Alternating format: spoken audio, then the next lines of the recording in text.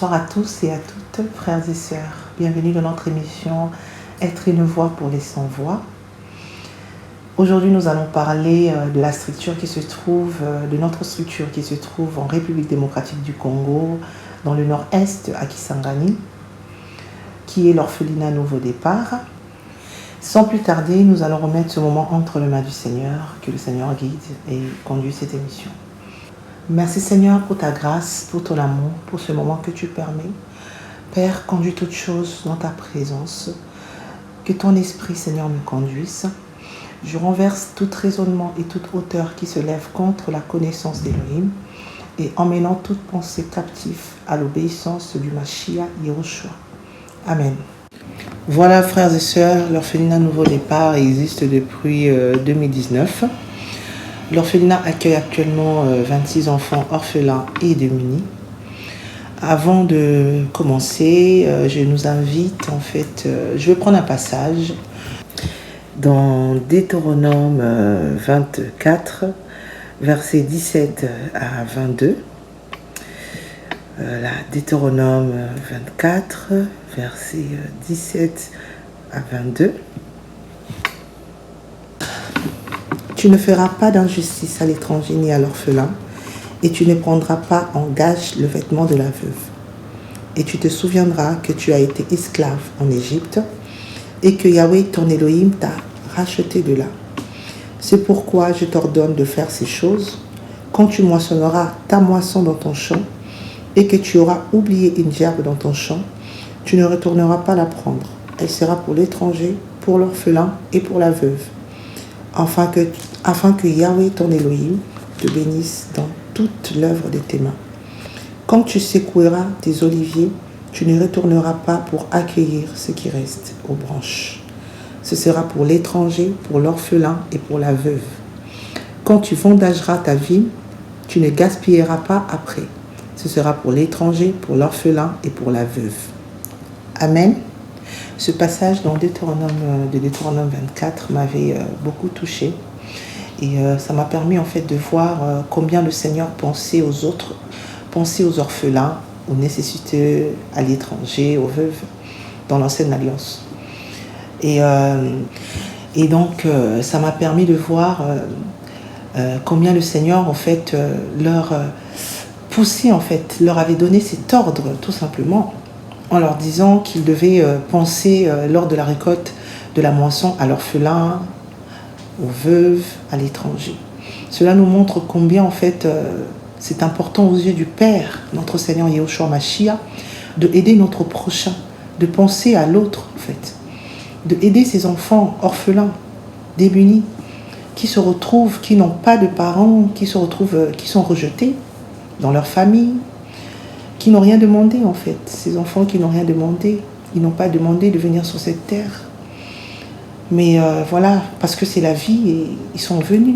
Et ces enfants sont rejetés, n'ont pas de quoi manger, se retrouvent orphelins de père ou de mère.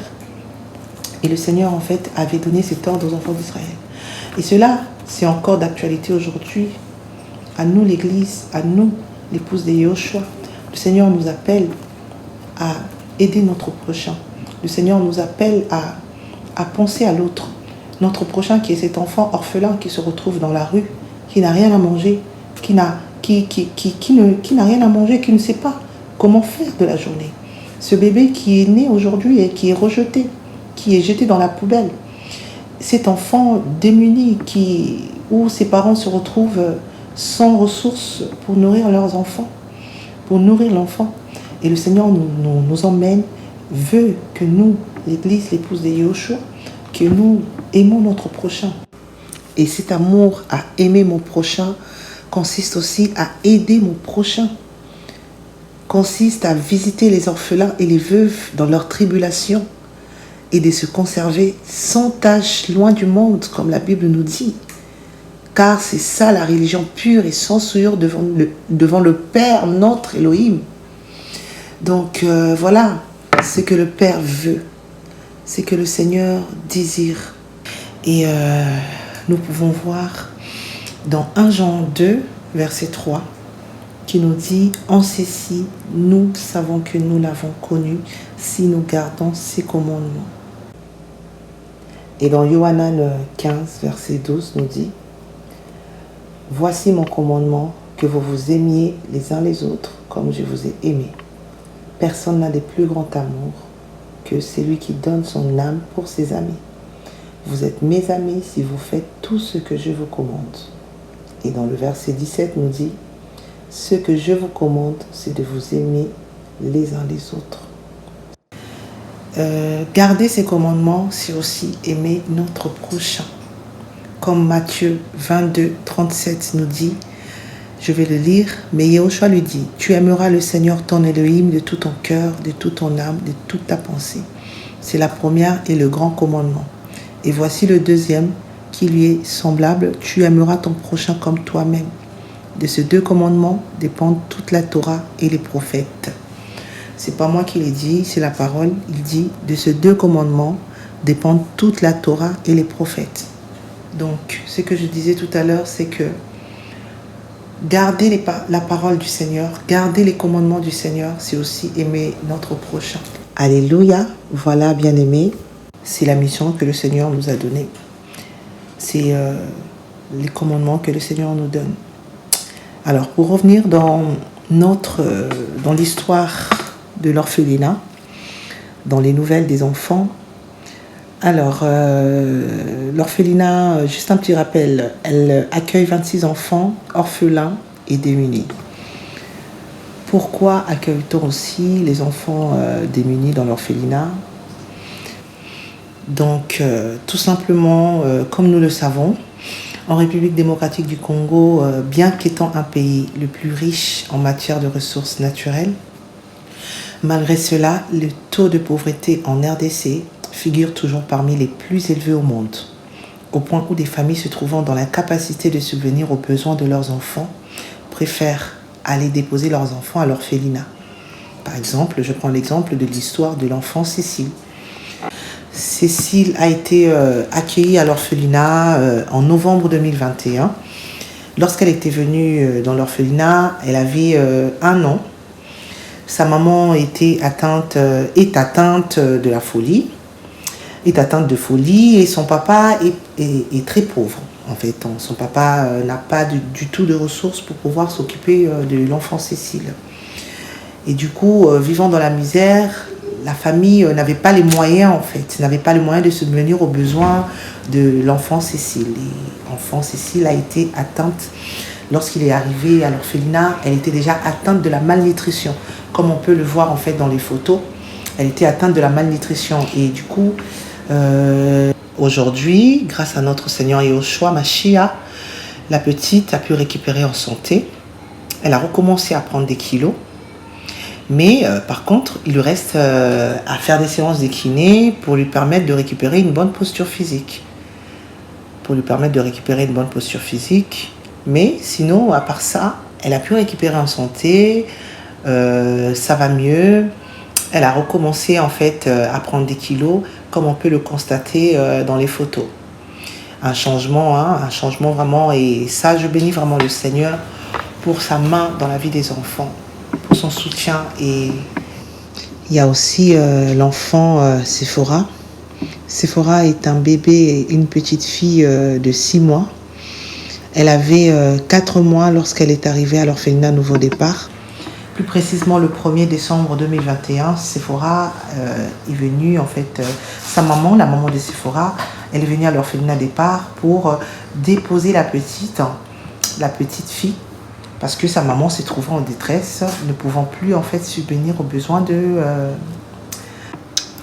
l'enfant Sephora. Sa maman, la maman de Sephora, Sylvie, qui est aussi une jeune adolescente, elle est venue à l'orphelinat Nouveau Départ. Elle n'a pas de toit. Elle est en très très grande difficulté. Et elle est venue demander secours à l'orphelinat Nouveau Départ. Et comme on peut le voir en fait dans les images. De plus, la maman de Sephora, Sylvie, en venant à l'orphelinat, elle a parcouru plus de 20 km à pied pour demander secours à l'orphelinat, pour demander de l'aide, parce qu'elle se trouve en très grande difficulté. Et n'ayant pas de moyens de subvenir aux besoins de la petite Séphora, elle qui est une adolescente, elle qui est jeune, ne pouvant pas s'occuper de l'enfant Séphora, elle a préféré venir dans l'orphelinat Nouveau Départ pour déposer l'enfant, pour qu'on puisse prendre soin de cet enfant. Et voilà un peu les nouvelles des enfants. Dans l'ensemble, les autres enfants vont bien, par la grâce du Seigneur, Yahushua Mashiach. Et je bénis le Seigneur pour sa grâce, pour son amour dans la vie des enfants, pour l'œuvre qu'il accomplit. Et je bénis aussi le Seigneur qui met en vous le vouloir et le faire de soutenir ses enfants, de soutenir ses enfants, et que vraiment le Seigneur se souvienne de vous et de vos familles. Et il est vraiment merveilleux. Nous sommes arrivés à la fin de notre émission, être une voix pour les sans-voix. Que le Seigneur soit béni, que le Seigneur soit élevé, toute la gloire revienne au Seigneur. Et je donne vraiment toute la gloire au Seigneur, à notre Seigneur Yahushua Mashiach.